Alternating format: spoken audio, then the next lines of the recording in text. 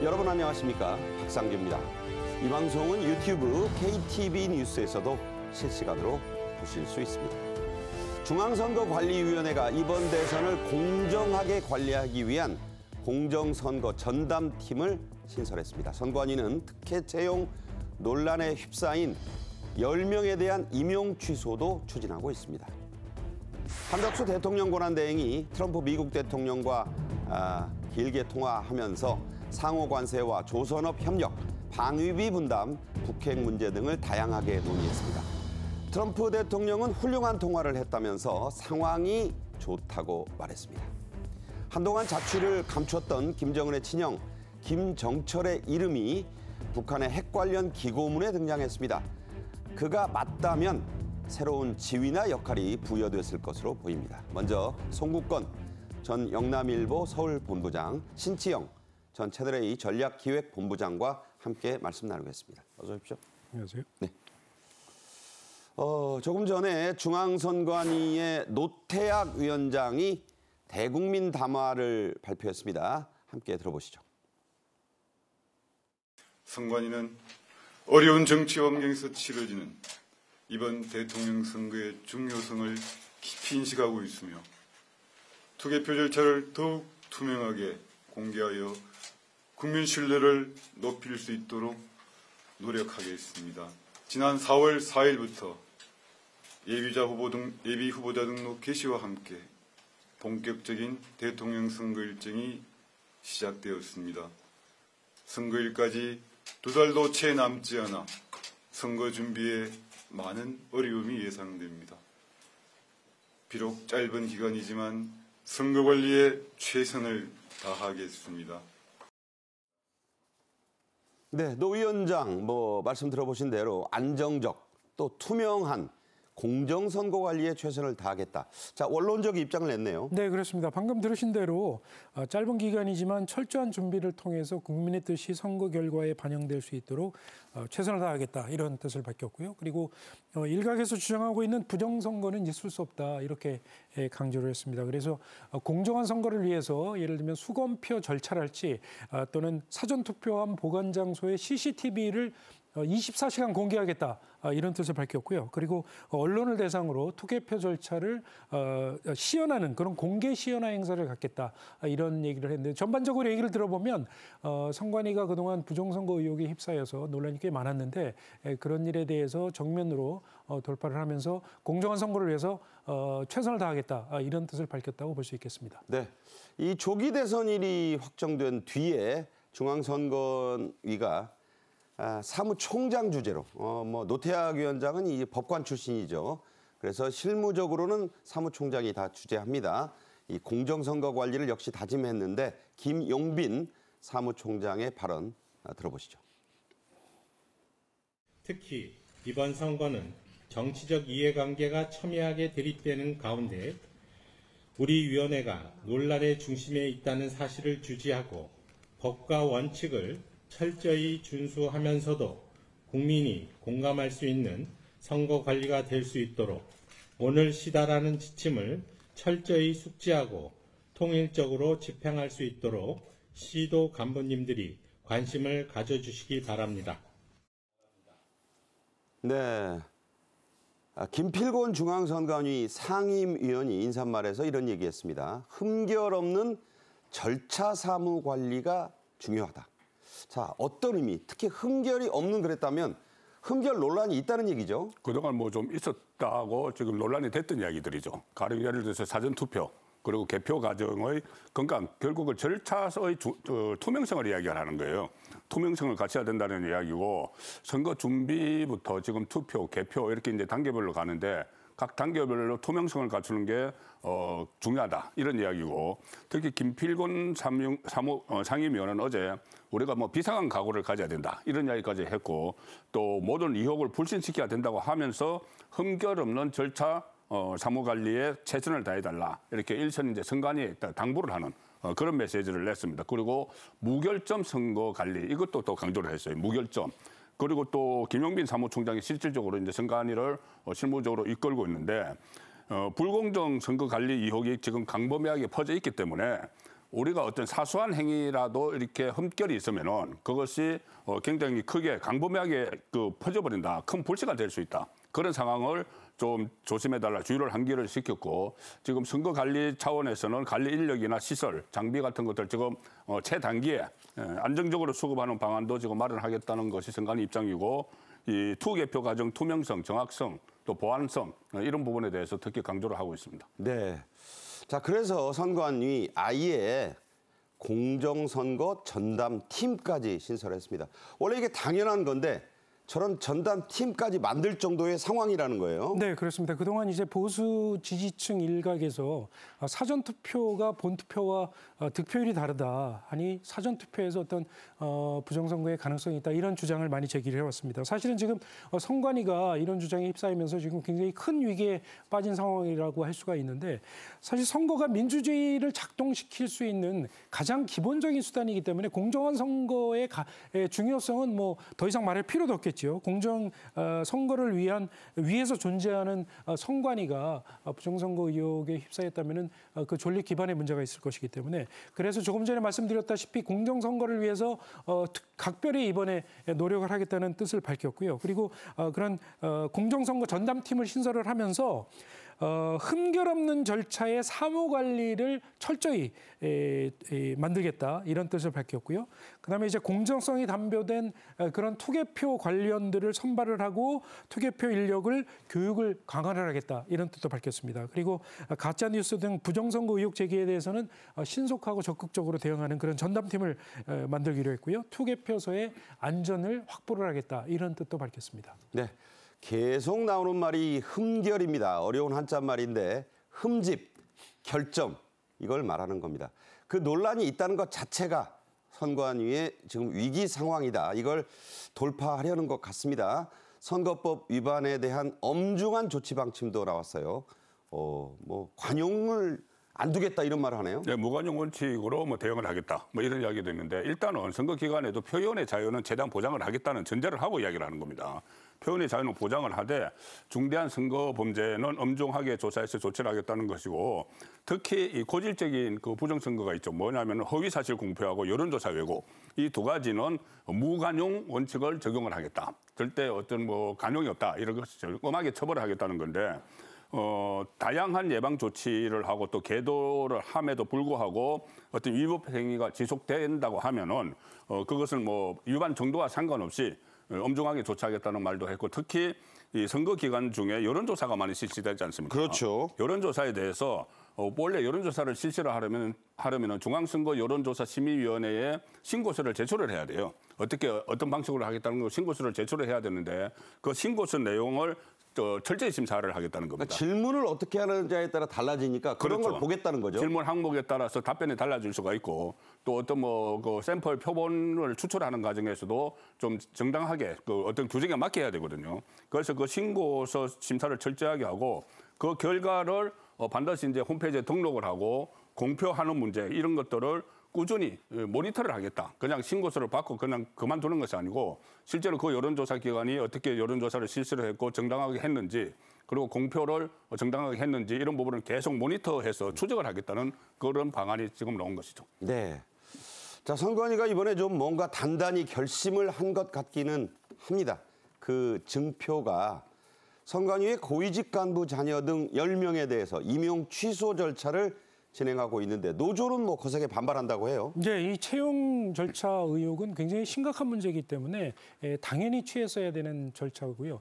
이 논란의 요지가 2023년에 선관위가 경력직을 채용하는 과정에서 고위직 자녀들에게 특혜를 줘서 채용을 했다 이런 의혹이었거든요. 그래서 결국 의혹이 확산이 되니까 감사원이 특별감사를 벌인 것이죠. 그래서 지난 2월에 그 감사 결과를 발표를 했는데 실제로 고위직 자녀를 포함해서 친인척들이 특혜 채용이 된 다수의 사례가 발견이 됐습니다. 예를 들면 이제 채용 기준을 자의적으로 바꾼다거나 또는 면접 점수를 조작한다거나 이런 절차를 통해서 특혜를 주고 고위직 자녀를 이제 채용을 한 것이죠. 그래서 선관위가 그 후속 조치로 결국 취할 수밖에 없는 조치였고 특혜 채용이 있는 그 11명을 직무 배제를 시키고 경찰에 수사를 의뢰를 한 상태입니다. 이 중에 10명에 대해서는 이제 임용 절차를 취소하는 절차를 지금 밟고 있고요. 한 명은 자진해서 사직을 했습니다.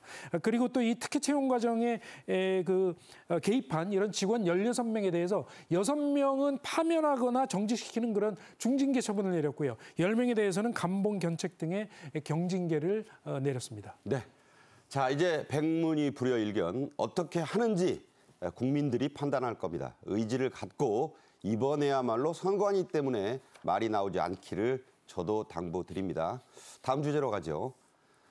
관세 전쟁 정말 갈수록 점입가경이란 말로도 부족할 정도로 악화되고 있습니다. 미국이요, 중국의 보복 조치에 더 큰 관세로 보복하겠다고 했는데 그 얘기가 실현되는 것 같습니다. 관세율 엄청나네요. 무려 104%입니다. 그러니까 이 104%가 어떻게 나왔는가 하면은 오늘 오전에 미국 시간으로 오늘 오전에 트럼프 대통령이 행정명령에 서명을 했는데 중국에 대해서 상호관세 34%를 물리겠다고 지난 2일에 발표를 했는데 34%에 50%를 추가를 해서 84%를 부과하는 내용의 행정명령에 서명을 한 겁니다. 기존에 22조. 그렇죠. 원래 20%는 이제 지난 1월에 펜타닐 의혹 때문에 그에 대한 보복으로 중국에 대해서 20%의 관세를 물린 적이 있었죠. 그러니까 20%에 상호관세 34%에 이번에 보복관세 50% 총 104%의 관세를 물리기로 한 겁니다. 그러니까 물건값의 2배를 내는 거네요. 그렇죠. 이 50%의 관세를 왜 더 물리기로 한 것인가 하면 지난주에 미국이 34%의 상호관세를 물리겠다고 했더니 중국이 똑같이 맞받아쳐서 34%의 관세를 부과하기로 이렇게 결정을 했거든요. 그랬더니 그거에 대해서 추가 보복 관세를 50%를 더 물리기로 한 것이죠. 이 중국과 미국의 관세 전쟁이 거의 치킨 게임으로 지금 치닫고 있는 그런 양상을 보이고 있다고 할 수 있겠습니다. 네, 치킨 게임 영화에서 많이 보셨죠. 침목 위에 둘이 누워 있다가 먼저 일어나는 사람이 집니다. 한 사람은 죽을 수도 있습니다. 자, 우리가 문제입니다. 그런데 희소식이 들렸어요. 영어에 능통한 것으로 알려진 한덕수 대통령 권한대행이 28분이라고 합니다. 트럼프 대통령과 통화를 길게 했습니다.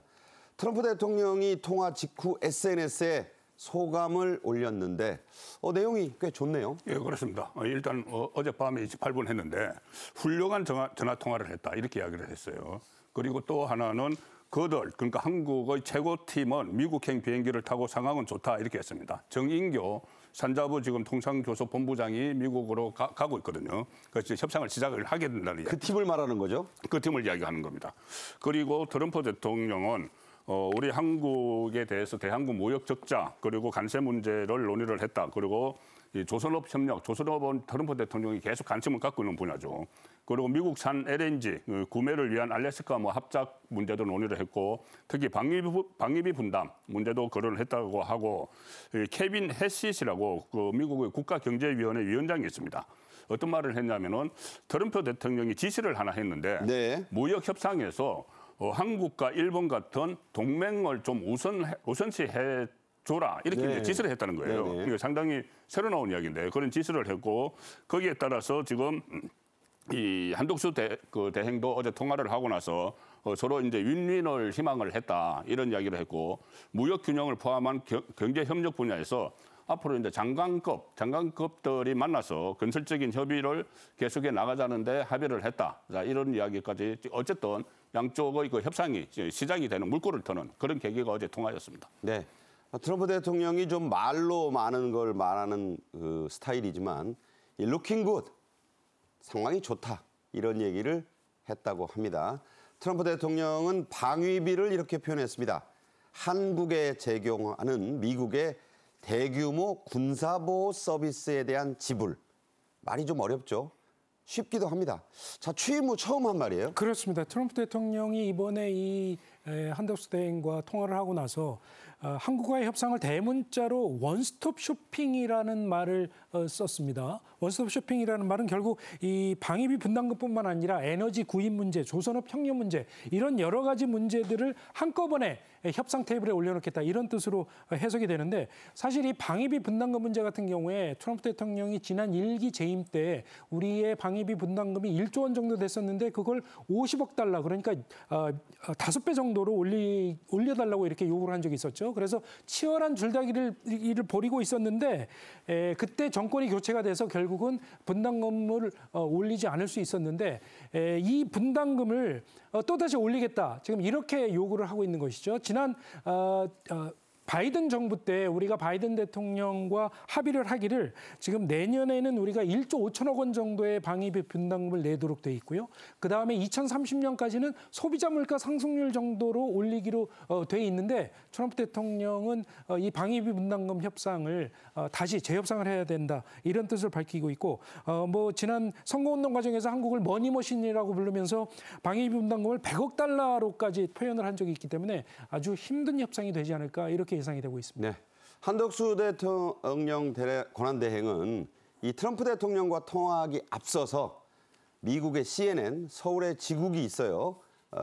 이곳과 인터뷰를 했습니다. 자, 내용이 어떤 거였죠? 한덕수 대행하고 트럼프 대통령이 결국은 뭐 여러 가지 문제에 대해서 협상을 했는데 이 CNN과의 인터뷰에서는 결국 한중일에 대해서 한중일이 미국 트럼프 관세를 반대를 하고 있는데 그런 뜻에 대해서 어떻게 생각하느냐 이런 뜻을 물어봤고요. 그랬더니 이 한국은 미국의 관세에 대해서 그런 식으로 이 반대할 그런 뜻은 없다. 아주 적절하게 아름답게 협상을 하고 싶다. 이런 뜻을 밝혔다고 할 수 있죠. 왜 이런 뜻을 밝혔는가 하면 그동안 미국의 민주당이나 진보층 인사들은 트럼프 대통령의 무분별한 관세 때문에 다른 나라들이 미국에 맞서서 동맹 관계를 맺도록 이렇게 유도를 하고 있다. 이러면서 트럼프의 관세를 비판을 해왔거든요. 그런데 아시다시피 CNN이 대표적인 진보 매체로 트럼프와 각을 세우는 매체 아니겠습니까? 네. 그러니까 CNN이 그렇게 물어봤을 때 한덕수 대행이 자칫 반대하는 듯한 트럼프의 관세를 반대하는 듯한 얘기를 밝혔으면 결국 CNN은 그걸 가지고 아마 보도에 이용했을 수도 있을 것이고 이번에 한덕수 대행의 답변은 상당히 적절한 반응이 아니었나 이렇게 생각이 됩니다. 네, 미국 대사를 3년 넘게 지내고 통상교섭본부장, 특허청장 등 요직을 두루 거치고 좌우 정부에서 모두 2번의 국무총리를 한 노련함이 빛났다. 이런 평가가 있습니다. 트럼프 대통령이 미국행 비행기를 탄 우리 협상팀을 최고의 팀이라고 추켜 세웠죠. 바로 정인교 통상교섭본부장을 말하는 건데 정 본부장이 출국에 앞서 밝힌 협상의 방향이 있죠? 네, 있습니다. 어제 미국으로 출국을 했는데 출국하기 전에 기자들과 만났어요. 기자들과 만난 자리에서 이번 방미 목적을 설명을 했습니다. 철강, 자동차, 반도체 같은 한국의 주력 수출 품목이 다른 나라에 비해서 불리한 대접을 받지 않도록 하기 위해서 나가는 것이고 어제 이런 통화를 통해서 한덕수 대행과 트럼프 대통령 통화를 통해서 어쨌든 협상을 통한 관세 유예 인하의 가능성을 열어놓은 것 이것은 매우 좋은 소식이다. 이렇게 긍정적인 의사를 표명을 하고 지금 출국을 했습니다.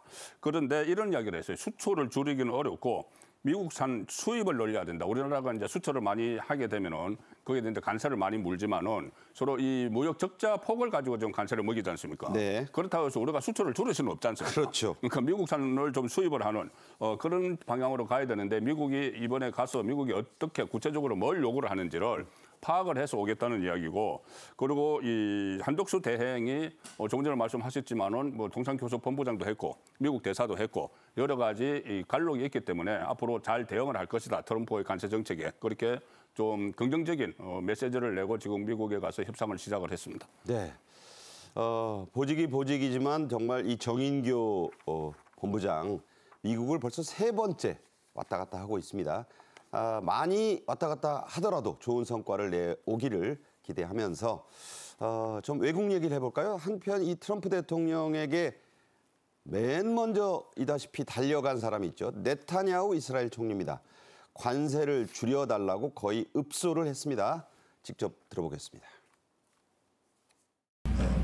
First, if I can mention tariffs, it's a subject of some interest today.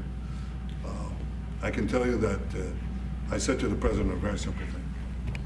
We will eliminate the trade deficit with the United States. We intend to do it very quickly. We think it's the right thing to do. And we're going to also eliminate trade barriers, a variety of trade barriers that have been put up unnecessarily. And I think Israel can serve as a model for many countries who ought to do the same. I recognize the 네, 또 한 사람 읍소한 사람이 있죠. 이시바 시게루 일본 총리입니다. 금빛 사무라이 투구를 고향에서 만들어서 가져가서 뭐 일종의 아부까지 했지만 별 성과를 못 냈죠. 네타냐후의 읍소도 뭐 사실 뚜렷한 성과는 없었죠. 예, 트럼프 대통령 취임하고 나서 세계의 내노라 하는 지도자들이 전부 다 트럼프를 만났는데 트럼프는 좀 냉담합니다. 계속 냉담합니다. 그래서 어제도 백악관에서 미국하고 이스라엘이 정상회담을 했는데 처음 이 만난 자리에서 네타냐후 총리는 거의 업소를 했어요. 업소를 하면서 대미 무역 적자를 우리가 먼저 빨리 없애겠다 이렇게 약속을 하고 또 무역 장벽도 우리가 스스로 알아서 폐쇄를 하겠다. 그리고 이스라엘이 다른 국가가 이스라엘을 따라올 수 있도록 하는 모범 국가가 되겠다. 네. 이렇게까지 그 약속을 했습니다. 별 얘기 다 했네요. 별 얘기 다 했어요. 그런데 트럼프 반응이 제일 중요하죠. 트럼프 대통령은 우리가 이스라엘과 관련해서 맺은 그 우리가 결정한 상호 관세 인하 가능성에 대해서는 이야기를 하지 않았습니다. 어떻게 뭐 인하를 조정을 해주겠다든가 인하해주겠다든가 아니면 협상하자든가 이런 말도 안 했어요. 그게 더 사람 애태우는 거죠. 네, 그게 더 애태우고 더구나 트럼프가 한마디 더 붙였습니다. 이스라엘의 특수성이 있죠.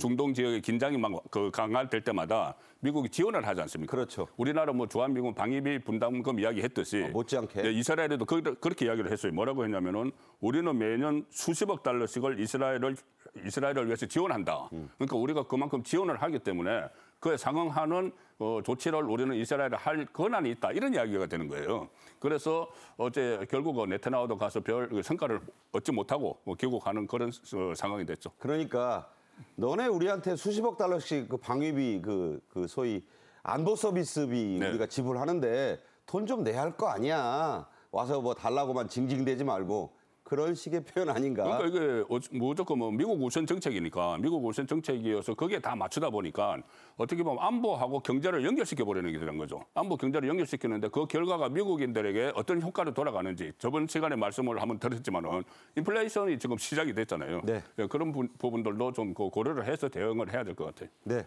자, 유일하게 지금 트럼프의 강대강으로 맞서는 곳은 딱 한 곳이고 사람도 하나입니다. 바로 중국의 시진핑인데요.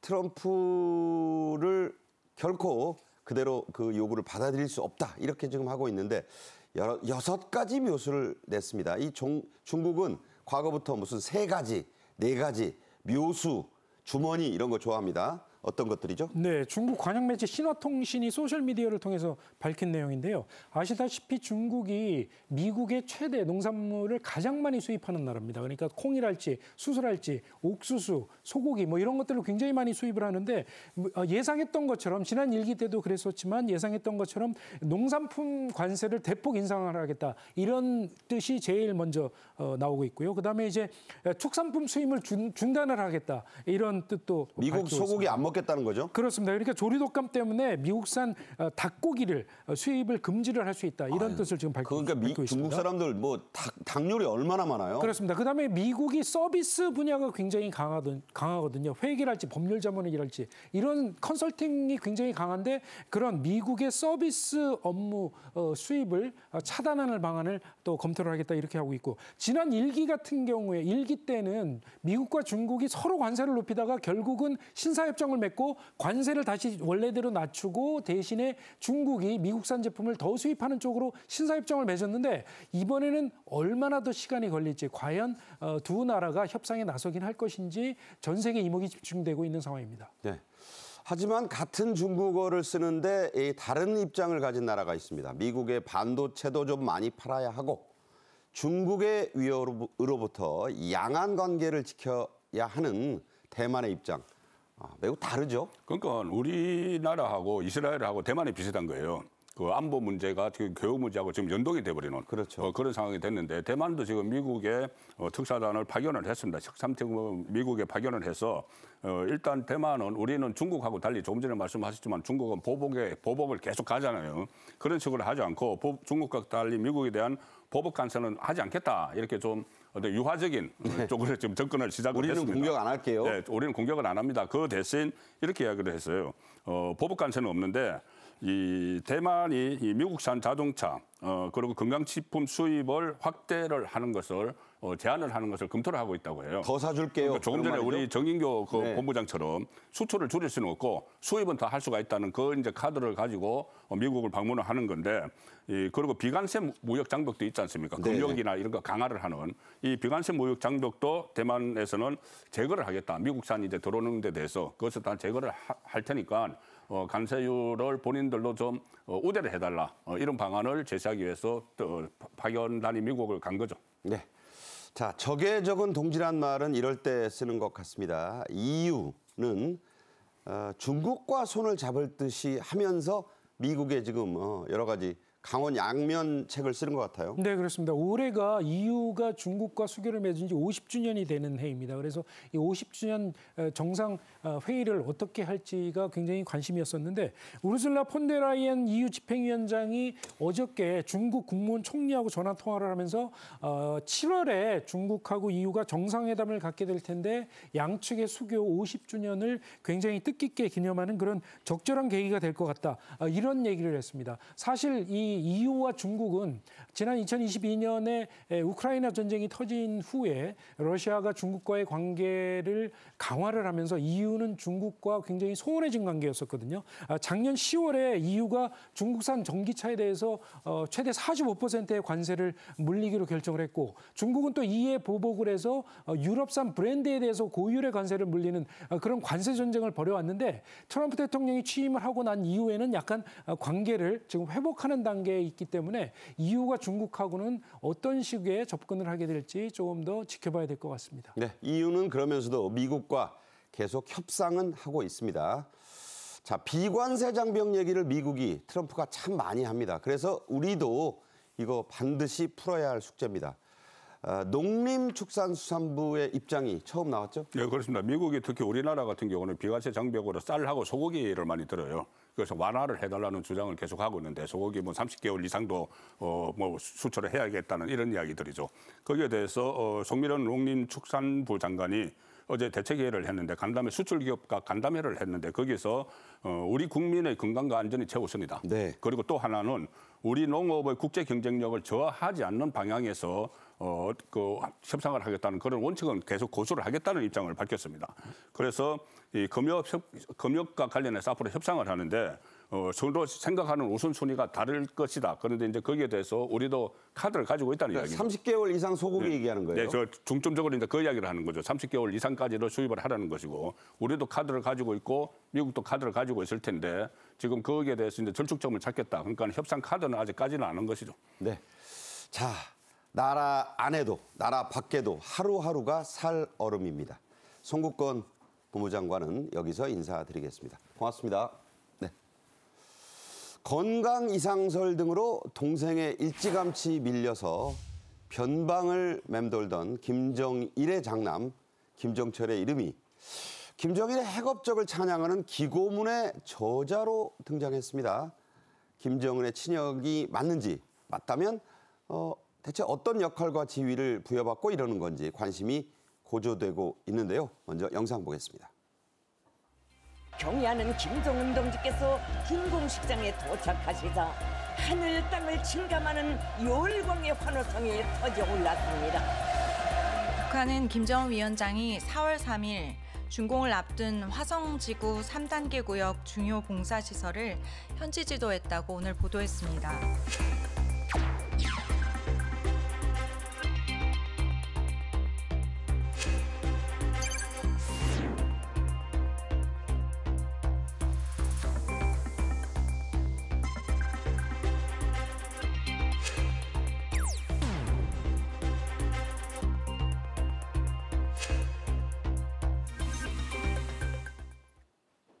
이 주제는 안찬일 세계 북한연구센터 소장님도 함께하겠습니다. 안녕하세요. 네. 안녕하십니까.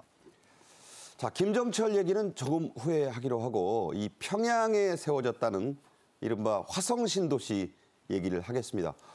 그림도 잠시 나왔지만 북한의 현실과 아주 동떨어져 있네요. 네, 뭐 전체적인 모습과는 좀 차이 나는 그냥 좀 화려하죠. 일단은 시범으로 만드는 거고.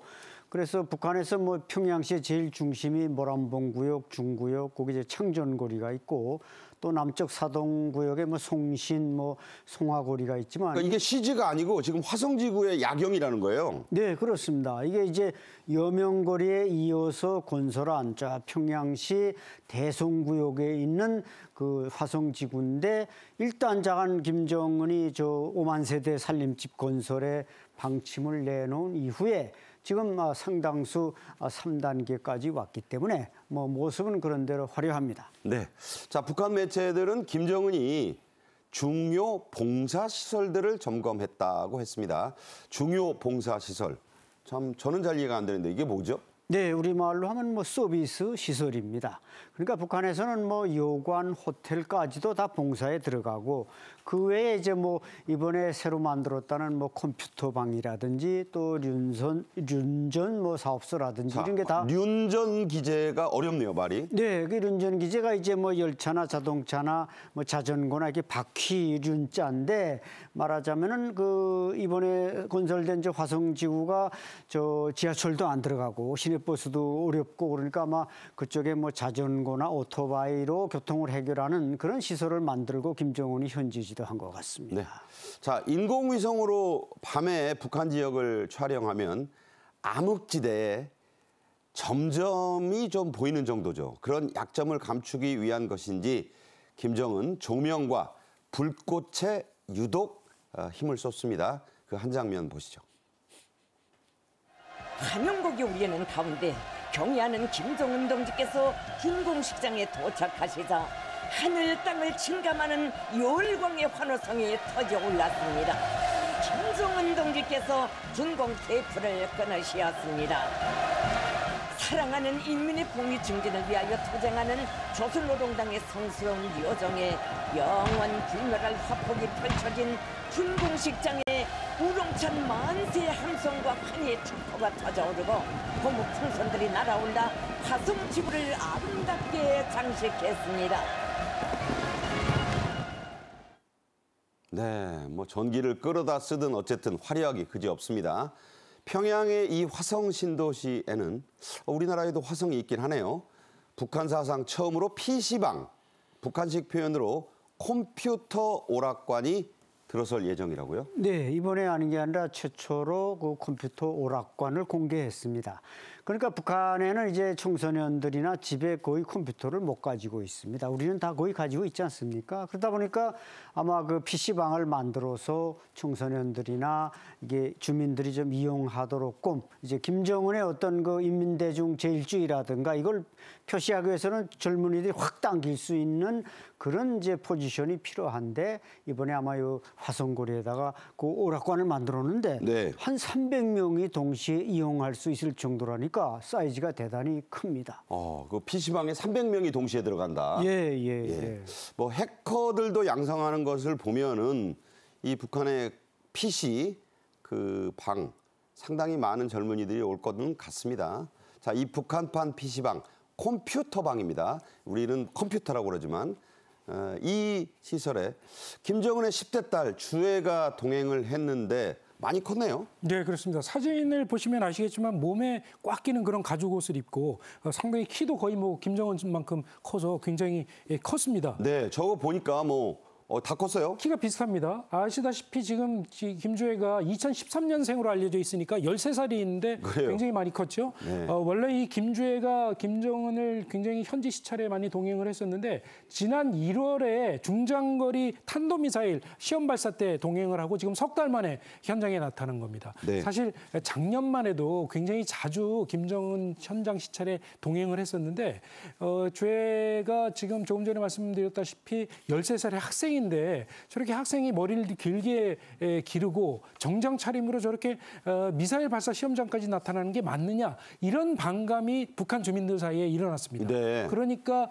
그 이후에 굉장히 주외의 현장 시찰 동행을 좀 줄이는 그런 추세를 많이 보였거든요. 예를 들면 이번에 노동신문이 이날 그 김정은의 화성지구 시찰 사진을 10장을 공개를 했는데 김주혜 사진은 한 장밖에 안 나왔습니다. 그것도 멀리서. 그렇죠. 그러니까 이번에도 역시 주외의 노출을 조금 의도적으로 조절한 게 아니냐 이런 분석이 나오고 있습니다. 네. 자, 김정은의 요즘 현장 행보 좀 단출해졌어요. 그전에는 뭐 당비서 한두 명은 꼭 끼었고 뭐 무슨 부대급 인원을 몰고 다녔는데 당비서가 거의 안 보입니다. 고위 간부들도 많이 줄었습니다. 자, 왜 이러는 걸까요?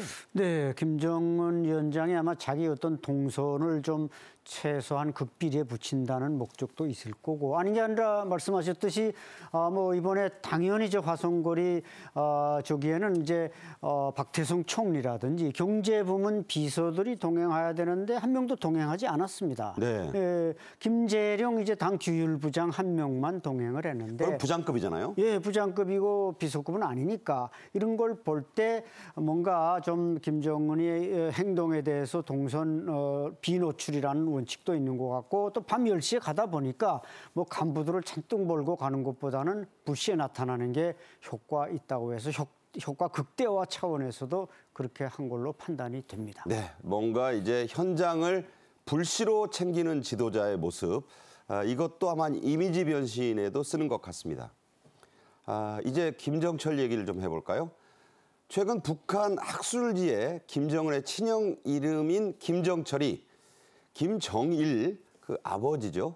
핵 업적을 찬양하는 기고문에 등장했는데 자 이거 아무 직함 없이 이름만 나왔대요? 네, 그렇습니다. 외교안보 전문지 샌드타임즈가 북한의 역사 전문 학술지인 역사과학 잡지라는 게 있는데 거기서는 역사라고 하죠? 네, 역사과학 잡지 지난 작년 2월호를 입수를 해서 보도를 했습니다. 그런데 그 잡지에 23건의 기고가 실려 있었는데 다른 23명의 전문가들은 예를 들면 김일성 종합대학 박사랄지 무슨 연구원 실장이랄지 이런 직함과 이름, 직책이 뚜렷하게 나타나 있는데 김정철이라는 이름만 직책이나 직위가 없더라는 그냥 거죠. 김정철인 거예요. 그렇죠. 김정철이라는 이름 석자만 실려 있어서 이 북한 전문가들의 얘기에 따르면 북한이 이 굉장히 중요한 인물들의 경우에는 소속과 직책을 밝히지 않는 그런 관행이 있기 때문에 이 김정철도 굉장히 중요한 인물로 해석을 할 수가 있겠다. 이렇게 보고 있고 또 일부에서는 혼자서 소속과 직책을 밝히지 않은 거 보면 친형 김정철이 틀림없다. 이런 분석을 내놓고 있습니다. 그래서 이 전문가들은 아마 김정은의 북한 권력 장악이 이미 확실하게 자리를 잡았기 때문에 친형인 김정철에 대해서도 제한적이나마 이제 조금씩 공개하려는 그런 뜻을 가지고 있는 게 아니냐 이런 분석을 내놓고 있습니다. 우리나라에서도 어디 가서 이름만 딱 나오는 분이 그 조직의 가장 높은 사람입니다. 자막을 안 넣죠.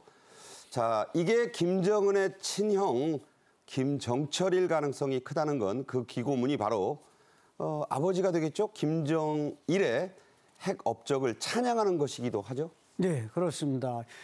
김정일에게는 고용이 사이에 이제 김정철, 김정은, 김여정 이렇게 세 명의 자녀가 있었는데 이제 신본부장님께서 설명하셨듯이 이름에 소속이 없이 나왔다. 이게 역사 과학 잡지라는 게 북한의 뭐 근로자라든지 당기관지 근로자라든지 뭐 또 일반 대중이 보는 천리마라든지 이거와는 좀 다르게 주로 엘리트들이 보는 잡지입니다. 그러다 보니까 여기에다가 이제 딱 그 이름만 석자로 내보냈다는 건 뭔가 김정철이 집에서 놀기만 하기엔 좀 심심하니까. 저게 좀 젊었을 때, 어렸을 때 모습이네요. 예, 저건 이제 에릭 클랩턴 공연 모습을 보러 다니던 때 모습인데 너무 그 정말 김정은의 형으로서 지금 뭐 일체 활동을 통제받으니까 얼마나 또 불편하겠습니까? 그래서 좀 뭔가 좀 대비하는 작품으로서 이번에 글을 쓴 게 아닌가 이렇게 판단이 됩니다. 네.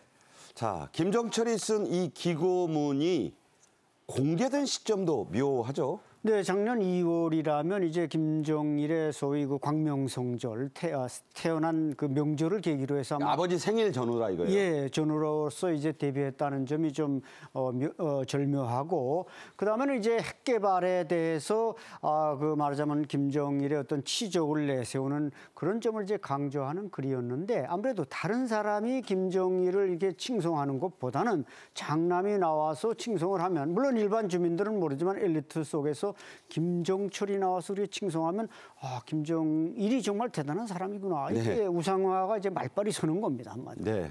자, 백두혈통을 내세우는 그런 전략일 수도 있습니다. 김정철은 김정일의 장남으로 태어났지만 이런저런 이유로 후계 구도에서 일찌감치 밀려났었죠. 그렇습니다. 이 김정일의 첫째 아들은 성혜림이 나온 이제 김정남이고 김정남님이 피살이 됐죠. 말레이시아에서 죽었죠. 그렇죠. 그리고 무용수 고영희가 낳은 첫째 아들이 김정철 그리고 김정은이 김정철의 동생이고 김여정이 그 여동생이죠. 김정철이 지난 2005년에만 해도 후진타오 중국 국가주석이 평양을 방문을 했을 때 그 만찬장에 참석을 해서 후계자가 되는 것 아니냐 이런 분석이 많이 나왔었는데 2006년에 조금 전에 사진에서 보셨다시피 독일에서 있었던 미국의 팝 가수 에릭 크랩턴의 공연장에 여성을 데리고 나타나서 아주 광팬이라고 그래요. 그렇죠. 김정철. 그 장면이 일본 언론을 통해서 보도가 됐고 그래서 후계자 탈락설이 돌기 시작을 했고 사실 아시다시피 북한에서는 이제 이 후계자가 아니면은 거의 피살을 시키는 제거를 해버리는 그런 관행이 있는데 김정철만 해도 사실 이 북한 정권에 위협이 되지 않는다 이런 것이 확실하기 때문에 살려둔 것이 아니냐 이렇게 분석이 나오고 있습니다. 네, 과거로부터 아버지가 다른 형제는 같이 살 수 있는데 어머니가 다른 형제는 거의 살아남은 적이 없습니다. 왕가에서 2015년 영국 그 에릭 클랩턴의 그 공연 콘서트장에 그 김정철을 수행했던 사람이 바로 태영호 당시 전 영국 주재 공사였어요. 태 공사 지금 뭐 민주평통 사무 처장인데 자 음악밖에 모르는 사람이다 이런 말을 했어요. 네, 맞습니다. 그 2015년 이제 런던을 방문했을 때 공항에서부터 쭉 수행을 했고 뭐 그 기타 악기를 구입하고 뭐 할 때 다 수행했던 사람인데 아주 그때부터 김정은이 집권 한 지 한 3년이 넘은 때니까 말 조심을 했겠죠. 제가 볼 때는. 그래서 아마 그 음악밖에 모른다는 것은 의도적으로 이 김정철이 그 뭐 태영호 공사 앞에서 또 다른 사람들 앞에서 발언 잘못하면 다 보고된다는 걸 아니까 무서워서 그저 음악 얘기만 했지 다른 말은 아마 한마디도 꺼내지 못했을 것입니다. 자 중요한 것은요. 그동안 뭐 기타나 치고 호의호식하면서 조용히 지내던 이 김정철이 맞는 것 같습니다. 갑자기 이 시점에 등장한 이유가 궁금하네요. 네, 뭐 10중 8구 맞다고 저도 보고요. 지난 이제 연말 송년회 때는 김여정, 김정은의 동생이 이제 두 아들과 딸을 데리고 나타나지 않았습니까? 네. 그러니까 어떻게 보면 이게 김씨 왕조의 패밀리들이 지금 두각을 나타내려고 하는데 결국 김정철만 묻어두고 다른 사람들은 나서고 하면 이게 좀 불공평하다. 나름대로 기회도 좀 주고 뭐 그렇다고 해서 제가 볼 땐 김정은이가 김정철에게 어떤 당과 군의 요직을 줄 리는 절대 만무합니다. 그러지는 않겠죠. 예, 그렇지만 너무 좀 소외시키는 게 오히려 좀 손해볼 수 있다. 이런 차원에서 이제 절묘하게 등장시켰다고 생각이 됩니다. 자, 김정은이 8살 때 이미 후계자 낙점을 받았다는 얘기가 나옵니다. 그렇다면 김정철은 정말로 일찌감치 후계자에서 밀려난 셈이 되죠? 네, 그렇습니다. 김정철이 1981년생이고 김정은이 1984년생입니다. 3살 차이네요. 예, 3살 차이고 또 이제 김여정이가 88년생, 4살 차이고. 그런데 이제 말씀하신 대로 여동생 8살 때 후계자로 낙점됐다.